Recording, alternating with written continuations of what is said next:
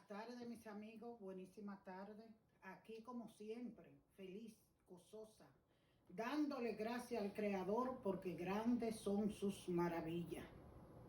Pero muy grande, todo lo que estamos buscando, este hermoso camino, vive gozoso. Siempre se lo he dicho. Busquemos del Señor. Démosle gracias todos los días porque todas sus bendiciones son nuevas cada mañana. Como siempre, vamos a ponernos en presencia del Señor en este nuevo día. Vamos a darle la bienvenida al Padre, Hijo y Espíritu Santo para que seamos cubiertos con la sangre de Cristo. Sangre sanadora, sangre liberadora, ven Espíritu Santo, llena mi vida de ti, ven. Límpianos a todos el closet del alma. Yo sé que el Espíritu de Dios está sobre mí. El Señor me ha ungido. Me ha enviado a llevarle las buenas nuevas a todos ustedes. Bienvenido eres en esta hermosa tarde, Padre, Hijo y Espíritu Santo. Amén. Ven, muévete en cada uno de nosotros, muévete en todos esos corazones que están conectados conmigo en este momento. Muévete en mí, muévete. Nuevamente, bienvenido eres, Padre, Hijo y Espíritu Santo. Amén. Amén, amén y amén. Vamos a buscar a Marcos 6:1-6. Marcos 6:1-6. Amén. Y la palabra se lee en el nombre del Padre, del Hijo y del Espíritu Santo. Amén. Amén. Salió Jesús de allí y vino a su tierra y le seguían sus discípulos. Y llegando el día de reposo, comenzó a enseñar en la sinagoga y muchos, oyéndole, se admiraban y decían, ¿de dónde tiene estas cosas? ¿Y qué sabiduría es esta que les es dada y estos milagros que por sus manos son hechos? ¿No es este el carpintero, hijo de María, hermano de Jacobo, de José, de Judas y de Simón? ¿No están también aquí con nosotros sus hermanas? Y se escandalizaban de él. Mas Jesús les decía, no hay profeta ni honra, sino en su propia tierra y en sus parientes y en su casa. Y no pudo hacer allí ningún milagro, salvo que sanó a unos pocos enfermos, poniendo sobre ellos las manos, y estaba asombrado de la incredulidad de ellos, y recorría las aldeas de alrededor enseñando. Estas son palabras de mi Padre Celestial, a quien les doy las gracias por haberme puesto a escoger este hermoso evangelio. Y le pido al Espíritu Santo, hoy más que ayer, que me ilumine para que todos entendamos el mensaje que yo le voy a dar, el cual está dirigido, escrito, pero me dirigió el Padre, Hijo y Espíritu Santo para yo darle este hermoso mensaje. Fíjense, yo me identifico con ese evangelio porque me recuerdo de mi padre biológico, que nadie en su tierra puede hacer las cosas que mi padre hizo fuera de la ciudad de La Vega Olímpica, allá en República Dominicana. Por eso me identifico mucho con ese evangelio, y eso es muy cierto. Y me identifico cada día más porque hay cosas que le llegan al alma a uno. Por eso le digo me identifico, porque en Puerto Rico fue que mi padre biológico pudo desarrollarse y hacer las cosas que hizo. A él le han rendido su homenaje, se lo rindieron en vida, allá en La Vega. Pero si hubiera encontrado apoyo en la ciudad de La Vega, otra cosa hubiese sido. Pero Dios es el único que sabe. Tenemos que darle gracias al Señor por todo, porque el único que sabe es nuestro Padre Celestial lo que hace. Es difícil describir la relación de Dios con el sufrimiento humano. Es un misterio, pero de lo que no hay duda es de que hay diversas formas de afrontar el dolor con fortaleza y gallardía que lo cualifican, o con derrotismo y desánimo que lo convierten en deshumanizador. Por eso, una misma experiencia puede hacer crecer a una persona en lo humano y en la fe, y hundir a otra en el abismo del sinsentido. Dios quiere amigos fuertes y que sin excepción todo cristiano es seguidor de un crucificado que por la cruz ascendió a la gloria. El Evangelio nos describe una escena muy presente en la mente de toda iglesia, que luego cada evangelista redactó con matices distintos. En Marcos aparece Jesús como de sopetón hablando a sus compaisanos, a quienes deja admirados. Lucas prepara mejor el discurso. El arquinagoga invita a Jesús a hacer la lectura de la toma del profeta Isaías, y seguidamente la comenta. Es uno de los pasajes evangélicos que nos informan de que Jesús sabía leer cosas para en aquella sociedad rara, que Jesús sabía leer cosas raras en aquella sociedad, y que por lo general requería un cierto nivel económico para poder pagarse un maestro. Quizá la presentación corriente de la familia de Jesús como muy pobre deba ser revisada. El hecho de que él no tuviese donde reclinar la cabeza no responde a una miseria forzada, sino a una opción personal contracultural que invita a otros a ser libres. Muchos de los asistentes a la sinagoga no debían de tener información sobre la alfabetización de Jesús, cómo es que entiende de letra sin haber estudiado, y muchos menos sobre su preparación para explicar la escritura. No había sido discípulo de un escriba, sino de un profeta. Juan el Bautista, quien seguramente le acrecentó la pasión por la causa de Dios, y quizás también recurso oratorio. El hecho es que Jesús causa a la vez admiración y rechazo, no sin más el orgullo de su aldea.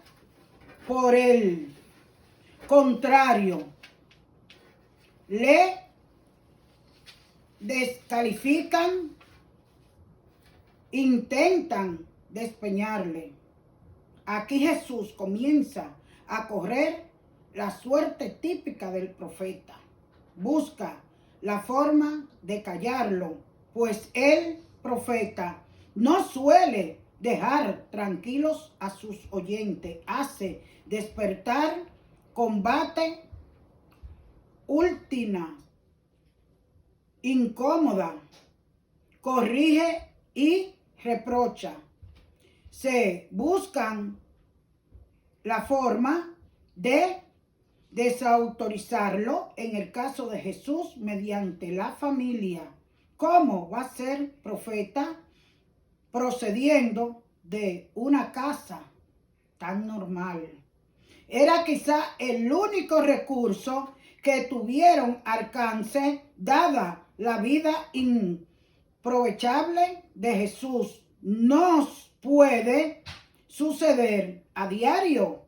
Hace una semana preguntaba yo acerca de una persona concreta llena de cualidades y de conducta enteramente edificante, porque no siempre gozó de reconocimiento que había sido de esperar.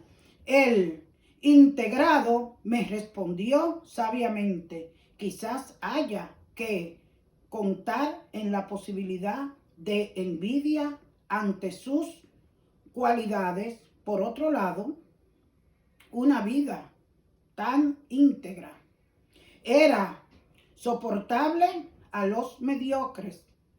Frente al reproche se busca defensa, lo que en él intachable era gracia.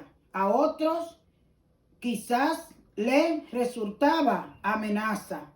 A veces es necesario tener ojos de niños para descubrir en las cosas más sencillas algo grande. ¿Cuántas veces uno puede perderse la alegría de la vida por sus perjuicios? Pensemos en un niño. No tiene problema en pasarse un buen día jugando con un niño de la calle. No tiene miedo a hacer preguntas incómodas. No tiene vergüenza. En fin, un niño sabe ver en un trozo de pan al mismo Dios. Sabe orar con Jesús como un amigo y no tiene miedo de decir a sus amigos que su mejor amigo es Jesús. Y lo que pasa en el Evangelio es lo contrario de lo que nos enseñan los niños. La nazarenos ven a Jesús en carne y hueso, escuchan sus grandes palabras y se dan cuenta de sus milagros. ¿Y qué es lo que pasa? Nada, absolutamente nada. Su corazón queda más frío que una piedra porque lo ven todo con miradas humanas. Ven la situación en un plano horizontal. Entonces comienzan con los comentarios típicos de personas envidiosas, pero eso no es así o asá. Hombre, pero si conocemos bien a este y no nos va a sorprender. No saben ver con los ojos de los niños que ven más allá y tal vez nos pueden pasar lo mismo a nosotros. Tal vez vamos a la iglesia con ojos humanos y no descubrimos el gran milagro. Vemos en el sacerdote o el pastor a un hombre que tiene tal y cual defecto, pero no nos maravillamos que Dios esté en ese hombre tan frágil. No nos maravillamos de la vocación del sacerdote o el pastor, y por eso se escuchan tantas críticas contra el cura o el pastor. Puede pasar que no escuchemos con fervor la palabra del Evangelio porque estamos acostumbrados y poco a poco vamos cerrando el corazón. En fin, puede pasar que no veamos el gran regalo de la Eucaristía, la Santa Cena, como si tomásemos cualquier cosa sin darnos cuenta que es Dios que viene a nuestros corazones. Jesús renueva nuestro corazón para que descubramos, vamos a pedirle a Jesús que remueva nuestro corazón para que descubramos en todos los acontecimientos de nuestras vidas, para que sepamos ver sus manos amorosas en nuestra historia y nos maravillemos de cada día. Que podamos ver al prójimo tan grandes, las grandes cualidades que tienen, no los veamos esperando a ver dónde fallan. Pidamos que aprendamos a ver en los sacramentos un momento especial donde Jesús viene a nosotros y nos llena de amor y misericordia. Antes de nada, reconocer a Jesús, conocerlo y reconocerlo. En su tiempo, el apóstol Juan, al inicio de su evangelio, dice que muchos no le conocieron. Los doctores de la ley, los sumos sacerdotes, los escribas, los saduceos, algunos fariseos, es más, le persiguieron, le mataron. La primera actitud que hay que tener es reconocer a Jesús. Buscar cómo era Jesús.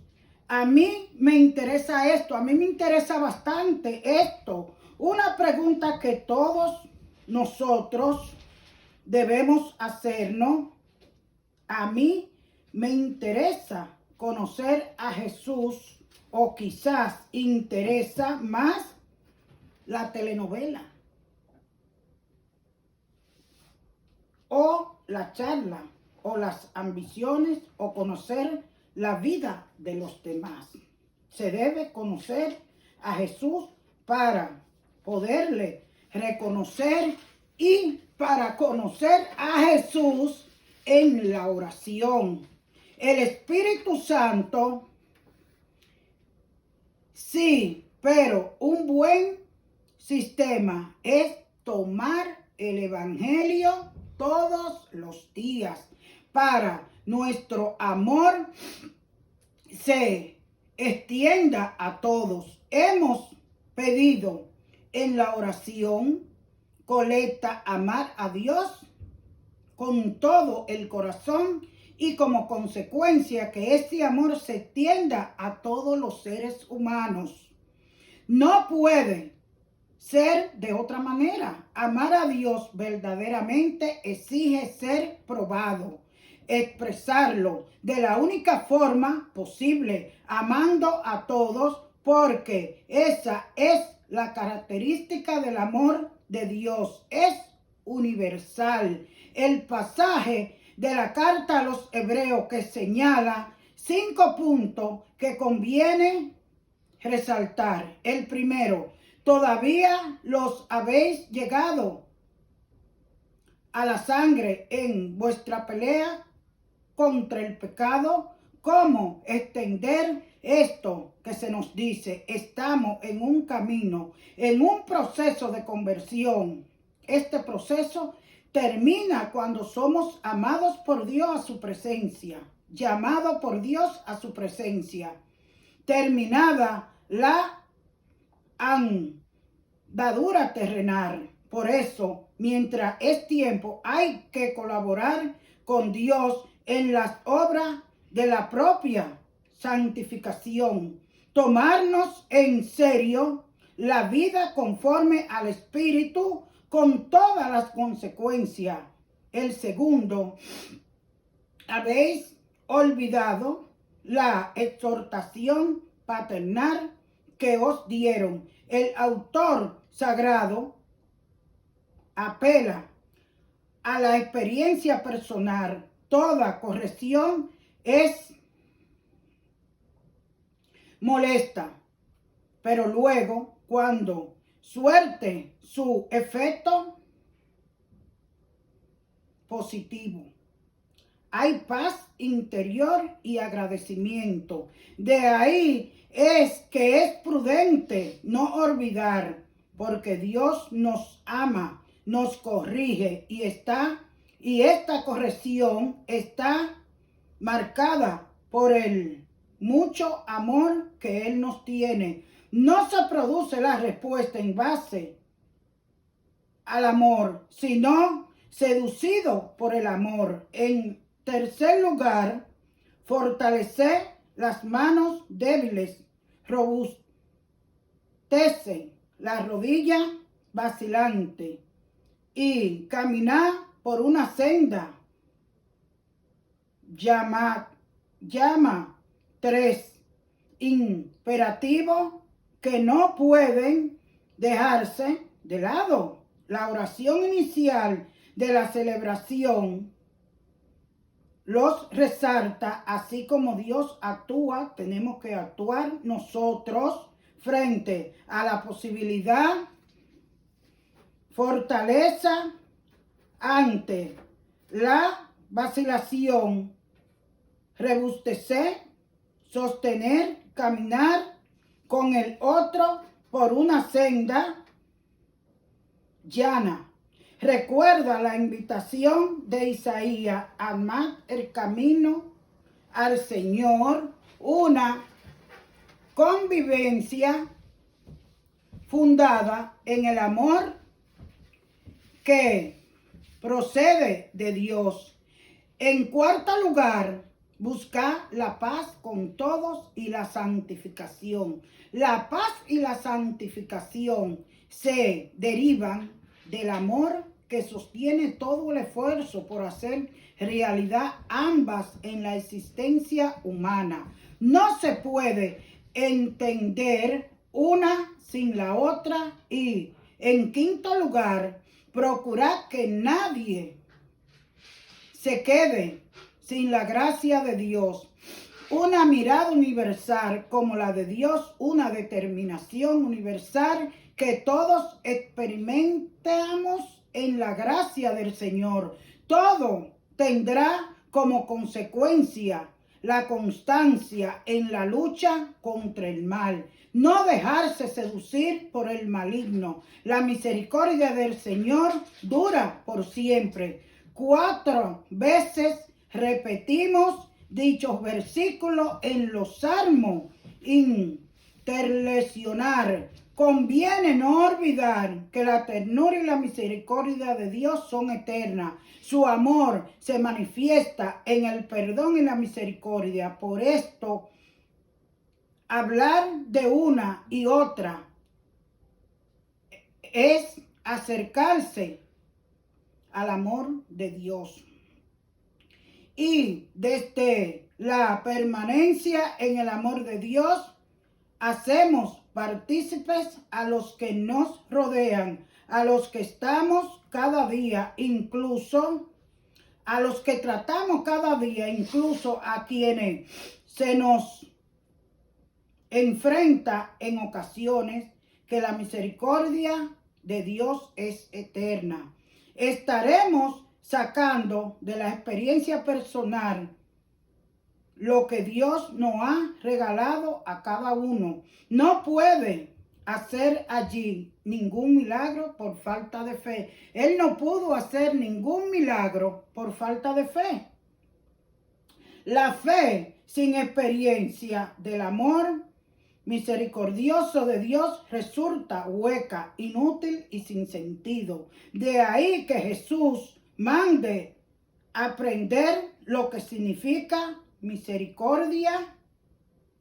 Yo quiero, pero no sacrificio.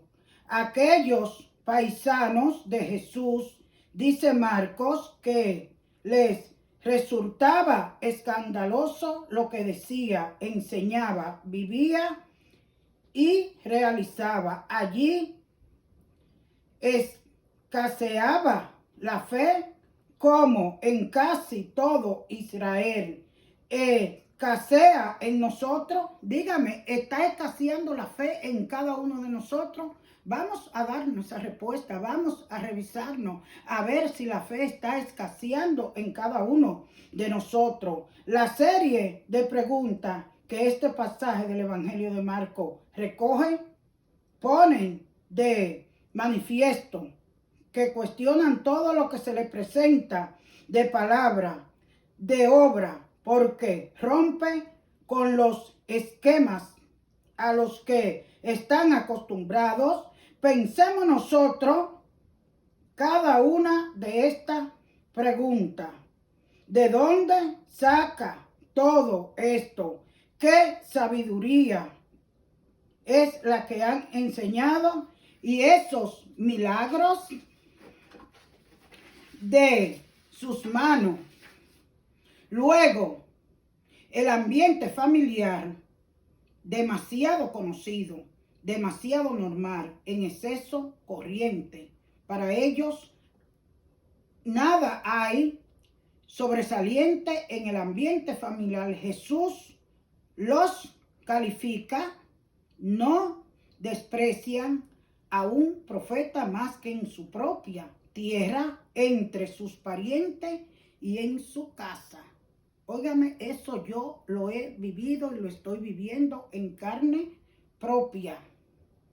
Así lo escuchamos reiteradamente en los pasados días, cuando el Evangelio de Juan se dice: vino a lo suyo y no lo conocieron. La fe permite ver, experimentar y comprender toda la novedad que se ha hecho visible, palpable, cercana, un ministerio mismo de Dios. No es consecuencia de lo que vemos, sino que abre el entendimiento de tal manera que comenzamos a reconocer todo lo nuevo de Dios que está llevando a cabo. Para terminar, y esto ocurre en nuestras propias vidas, lo estamos viviendo a diario, pero también en nuestro entorno. Aprender a mirar con los ojos de Jesús permite que lo nuevo aparezca ante nosotros y nos seduzca. Nos dejemos seducir por el amor de Cristo, y el amor de los hermanos provoca crecer en la comunión fraterna. Óigame, este mensaje me ha llenado porque mucho lo estamos viviendo. Pero recuérdense que la fe se ríe de lo imposible. Nos vemos la próxima semana, Dios mediante. Y recuerden que la sangre de Cristo tiene poder.